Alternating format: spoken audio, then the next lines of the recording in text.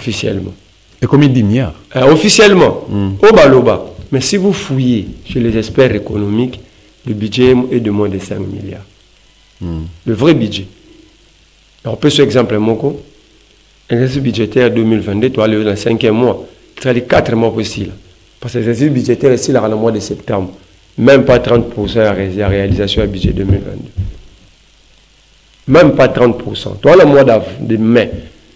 Exercice budgétaire ici dans le mois de septembre pour permettre à l'Assemblée et à la Cour des comptes, à la loi à réduction des comptes, qu'est-ce qui a été fait, qu'est-ce qui n'a pas été fait, pour permettre à l'Assemblée, à la session budgétaire, pour le budget, c'est à partir de septembre. Donc, fin août, c'est fini l'exercice budgétaire 2022. Mais tout ça, il y a 3 mois en fait. Dans 3 mois, le budget va réaliser même pas 20%. Non. Alors, à créer. Donc, tu dis qu'il colle à promettre un bateau, à promettre une chambre froide. Il y a moins de 100 000 $. Abin a trouvé clé, il y a relié aussi Sanzala. Clé wana a une chambre froide. Or, clé au Sanzala, il faut qu'il y ait une pêche industrielle. L'agriculture industrialisée pour produire beaucoup. Parce que l'artisanal n'a pas beaucoup de produits comme Moutarosa Bilanga, Tayandako Mubimba et mon journée moralité. Peut-être un d'accord il faut agriculture avec des engins. Pour engins, ça fait 10 hectares. Vous avec 10 hectares, c'est ce que ça peut donner. Mais entre-temps, pour assis sans ça, Félix a vendu pour Kangalonjo. A Tegli la monnaie. Tegli la Canadien, Balona Diamba. Rapport officiel sur la table d'Embos. Enquête parlementaire. Les députés qui ont entre autres à deux Sinomba, Silukula, et les Tam. Je regrette que Batou Basalaki Mission sont restés silencieux. Celle à deux Sinomba, c'est Moutao Loban. Tous, Eliezer, Lukula, si les autres. Bien qu'à deux Sinomba, ça lobby en mais ça n'a sans effet. Mais justement, c'est ça la gestion de la République aujourd'hui. Par là, Moutao a éclairé, il comprend que la République n'est pas gérée. Les députés qui ont Bukangalon, du temps, Matata Pogno, tout ça, Bakouti Besquelette, Engin, comment Besquelette. Mabunda a diligenté une mission parlementaire pour vérifier, mettre tout au clair. Les députés, plus à l'époque, on prenait les députés en opposition. Nanda, bon, les députés, il y a majorité à l'époque. Quand on a outil la mission, Tiba rédiger rapport et ça, le bureau Mabunda est quoi? Le rapport va déposer dans le bureau Mboussou. Comme il y a Canadiens, il se pose la question. Mais comment est-ce que Bamindele Baza a ça bilango ba Congolais? Bamindele wana ba boy ko yamba ba députés nationaux. Nakata mboka na mboka na bon. Ils ont refusé. Ba na mandat. Na mandat ya mission officielle. Et qu'est-ce qui se passe? Un Congolais a travaillé dans les Canadiens, c'est bon, on va député. Vous avez obligé au solana ba. Il paraîtrait type pour les avocats et les Canadiens. C'est-à-dire quoi? On était bien officiellement pour cultiver quoi? Le cannabis. Et le document Brada qui signait. Voilà, j'ai suivi ça chez Ados Ndomo, c'est un député. Il est en train de se lamenter parce que jusqu'aujourd'hui, mais ce dossier-là, on a vrai qui peut l'élo. Est-ce que les lots RDC a donc RDC, dans le secteur Ouana, il y a social, il faut oublier Félix. Le social, c'était parce que tu la mingi de la ménagère parce qu'il y a un débat maman. Sont dans le secteur à transport. Tout dans le secteur à transport. Dans le tourna, les camboya avion, tu qui bande qu'on a limité, bande qu'on non, attendez, tu qui bande qu'on a limité, balobi boé. Na bande qu'on a igno sacré. Babibo finalement béton à bercer mité ma peuple congolais. Babeti ma beaucoup parce que ba moni des avions dans l'aéroport Anji. Tout le monde a la limité, baza ba ta République démocratique du Congo. Baza ba ta wapi? Parce que soit ta République démocratique, ba ta République délimitée. Et comment République? Yo mon atteint la batu ba kenda kuna ti yo yebiti. Jana batu ba kenda limité parce qu'ils sont en contradiction la vision Félix. D'affaire kala la ido bia ya ici de babomela yo. Babeti la pour ememe na liwo. Na République limitée, est-ce que ba kangata mutu mo?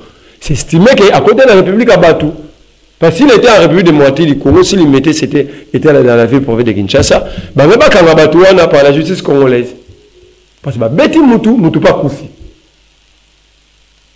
Yo monte batana armée na bango. To le bela likamboana, Tout le banal de transport, avion. En gros, je vais te dire sur le avion, tu as la République démocratique du Congo. Parce que l'avion, Kenya récupérer parce que vous êtes insolvable. L'avion, Kenya Airways. Mais il est vrai qu'il y a besoin d'avion. Ça fait 5 mois. Ils ont Kenya pour insolvabilité. Parce que l'avion, Kenya récupérer l'avion. Et le ministre des Transports, aucune déclaration? Non, mais c'est la Congo, ministre des Transports. Nous avons sa société. Où ça la mamba vignette, auto-réclamant, ça la COP n'Argentine. Autogiste, après si on contraire produit permis de conduire, à l'auteur il y a plus de 158 millions de dollars. Il y a marché, mais société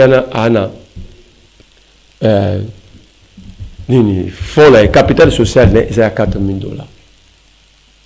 Et les Libanais on a 4 000 dollars, on peut une société. Alors, la passation va marcher.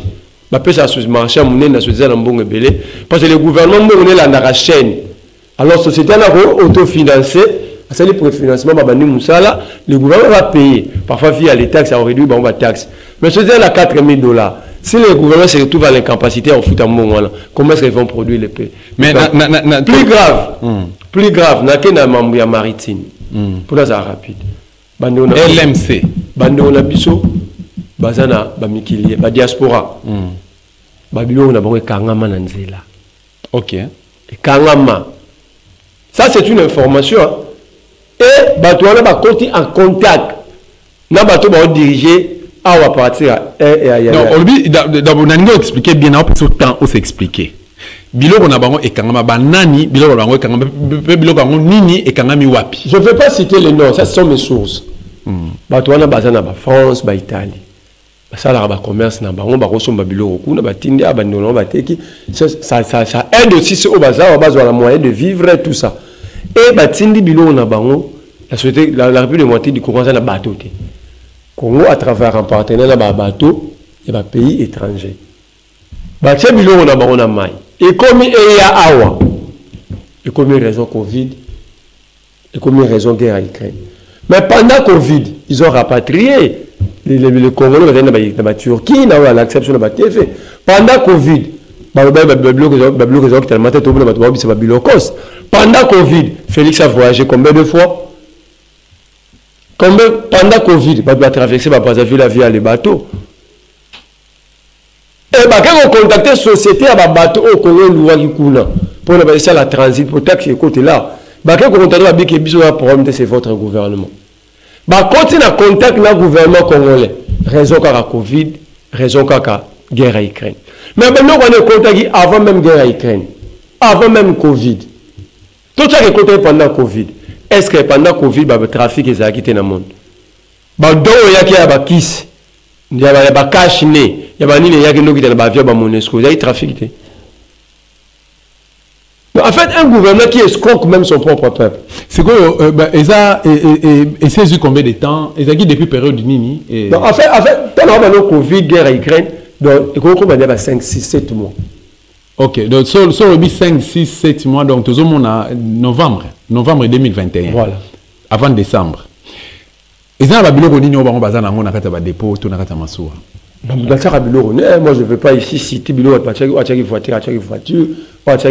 Achaki Babylon on a son mari biologique qui n'a pas de son mari à l'occasion d'Europe. Soit Achaki Bilo mais ça Bilo on a bango. Est-ce que bango va remplir les conditions requises? Il y a même les sous problème. J'ai même la biso ba congolais s'il vous plaît, biso ba congolais tous plus souvent n'a pas problème. Tu vois pas se plaindre tant et indeli biso. Mais au départ, peut-être il s'est péqué parce qu'il a une difficulté peut-être à remplir les conditions requises, ba mbongo, ba droit, ba texte, ba ça. J'ai la lettre. Quand la société congolaise est maritime j'ai droit à recommer là-bas pour expliquer.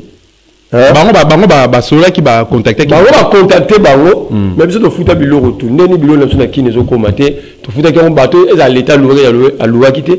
Tu fous ta na compte à l'état. Mais nous on va tiner le bango lettre pour expliquer. Et puis va continuer à contacter na cadre de la société congolaise. Il y a fret maritime. Ainsi bango il m'appelle si bango réseau Covid. Ceux qui va remplir ça va conditionner. Comment ce type là est responsable peut répondre? Maintenant, est-ce que dans le cas où on a besoin de bloc comme ce cause à périssable était? Mais c'est punissable. C'est la périssable. Il se fait qu'il attend au 6-7 mois. Mais sur le bébé, en réalité, c'est l'État congolais, le ministère du Transport, les responsables et à perdre toi. Est-ce qu'il refoute avant? Mais en réalité, moi, je leur conseille d'amener l'État congolais en justice. Ce bilan de bébé, tu es l'État congolais en justice. Est-ce possible? C'est possible. Surtout au niveau international, c'est possible. Surtout au niveau aussi là où l'État menace accusé, elle a commis les bango pour expliquer la situation. Mais il y a des bango qui ont quand même pour la Covid, pour la guerre à Ukraine. Pour ça, il y a des gens qui poisson ba kendo somba na Namibie et ngaro ya ndenge nini parce que raison za guerre à Ukraine et za Covid trafic ezate ba poisson ya ndenge bato ba arrêter ba mituka ba député ba palissade et pendant Covid-19 mais ba frontière il faut vraiment que ça fait il faut vraiment qu'avant décembre là on a que la maman frontière je suis dans le fait mituka ba député et ya qui pendant Covid ça trafic était nous trouvons pas ce sénateur et il est calaté pendant que la guerre d'Ukraine est déjà là. Et ça trafic était.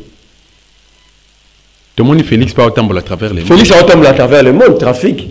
Fluidité, ça va ministre va voyager. Bah avion où tu veux aller solo à Kenya et où tu as Kenya qui RDC. Qu'est-ce que Kenya? Il y a qui RDC. Il y a qui RDC. Il y a trafic là où pendant Covid des agues non marquage. Guerre à Ukraine pèse la guerre à Ukraine. Ouais, guerre à Ukraine mais là Covid pèse là les temps là que ta terrasse à deux qui ces autres gâtés. Mais le trafic est ça là. Donc, au moment où il y a la mauvaise foi, quand il s'agit des Congolais, quand il s'agit du peuple, il s'agit de la population congolaise à émanciper, c'est à ce moment-là l'État lui-même. Mais moi, est-ce que au sali enquête, bien que vous en avez des éléments de preuve, est-ce que au sali enquête, c'est raison, il y a un RDC. Mais s'il vous plaît. Ah, on a lobby aux autres défendre bande qu'on a biso bazana diaspora qui bazana difficulté ba bien na bango dali bloqué ba maswa ezate et puis kuna ba ici bango que non le problème c'est le gouvernement congolais ndé azana nyongo awa soka futi ba nyongana et que ba sali bazui ba sali ba corps ba signer ba corps mususu ndé ba disposer bateau pour que et embarquer bloc na bango et en RDC donc en Afrique précisément na RDC mais pendant que toyoka ki discours ya Félix asenga ki na bande qu'on a biso bazana diaspora ba ko investir baya ko investir en akata mboka ba pesa ba congolais misala et puis moi économie mboka mata ba futa ba taxe tout ça mais quand même Félix na gouvernement na ye au lobby que le bazo ko bloquer monte que contradiction de votre part ça contradiction ça c'est leur comportement ce n'est ça clair non Félix n'a pas été préparé à être même un chef de riz. Comment ça? Mais il s'y fait de la façon Félix a okumbela mboka. De la façon, Félix a réfléchi sur le problème sérieux de la République. Tu vois qu'à cause de la même chef d'héritier. C'est par accident, c'est par l'hasard de la vie que Félix a retrouvé. Quand on a dit la diaspora, il y a tout le monde. Mais tout le monde, lorsque on a répondre à une initiative commerciale, qu'on crée un mini PME. Mais ils vont engager des gens pour vendre ces marchandises. C'est un emploi extraité, mais c'est quand même emploi. Mais l'État pour empêcher le Congolais d'évoluer.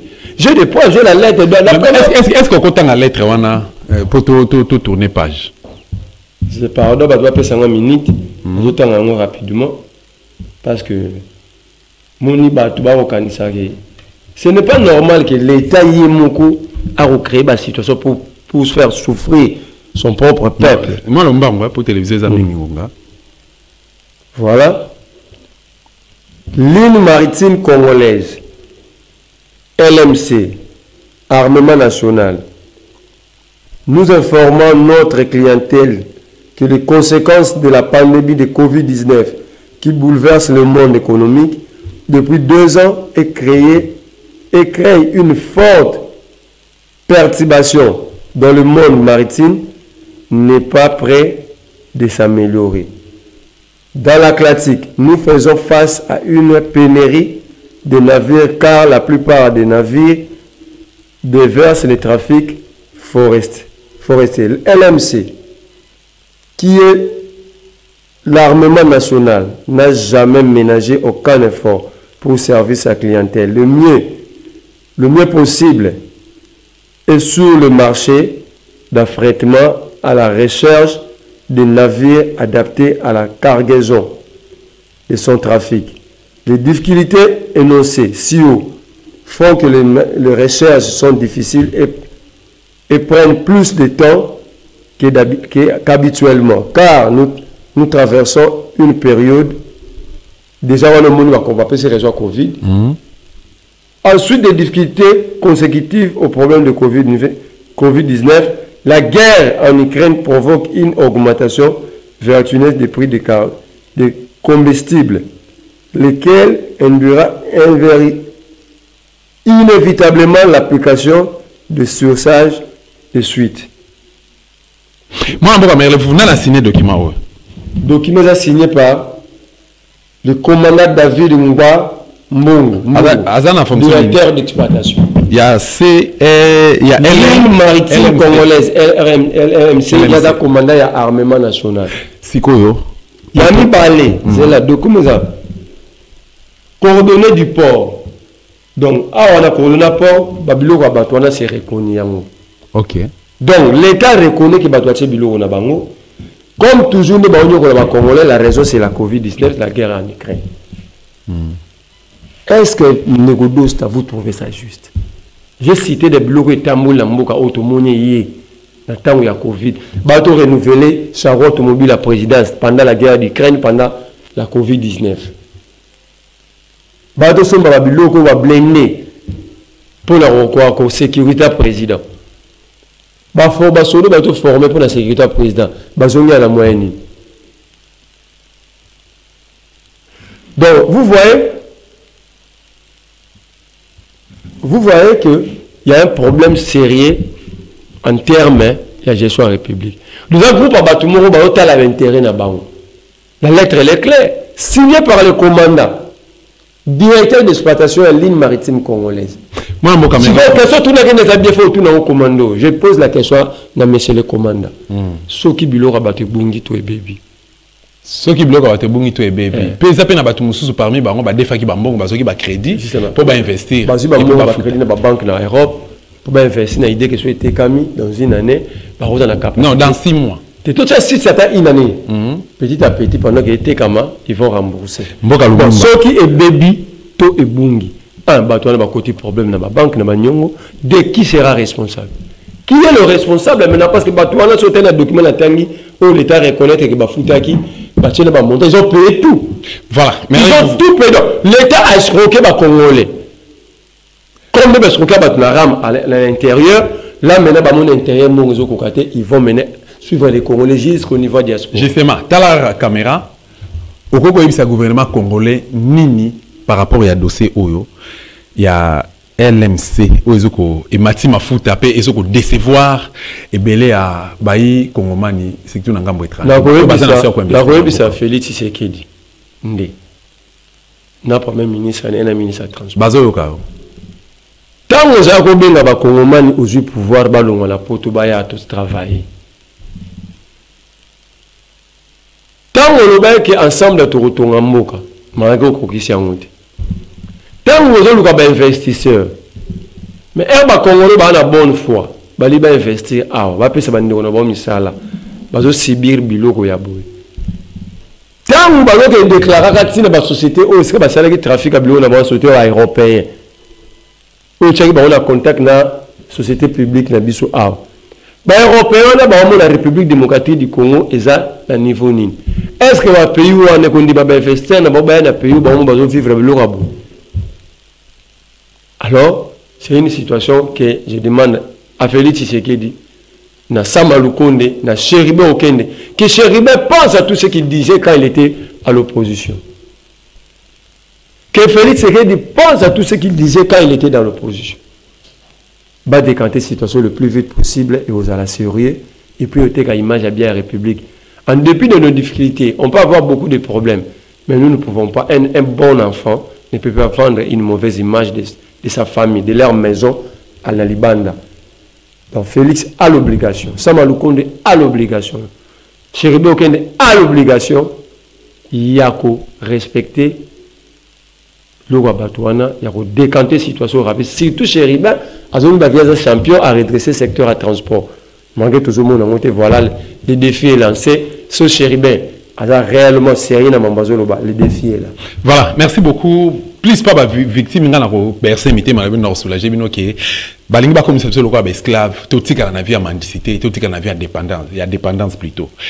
Même ata bayi congomani to pe ba congolais bazo ko jouer rôle ya gouvernement pour na ko assister bande ko na bango ba congolais na allo moi western allo moi code allo na tindelo moi coli aux à la propose à la présentable to ole sabana na ndako et que gouvernement congolais zo créer blocage pour aligner le kaneka na ekokisa mate pour congolais komba kaka lokola mpaya na mboka na ye mboka ezali ya ba congolais un jour to ko libérer mboko république démocratique du Congo pe congolais ko vivre librement pe ako bénéficier na ba droit na lokola monaya ndako mele vous Likambo qui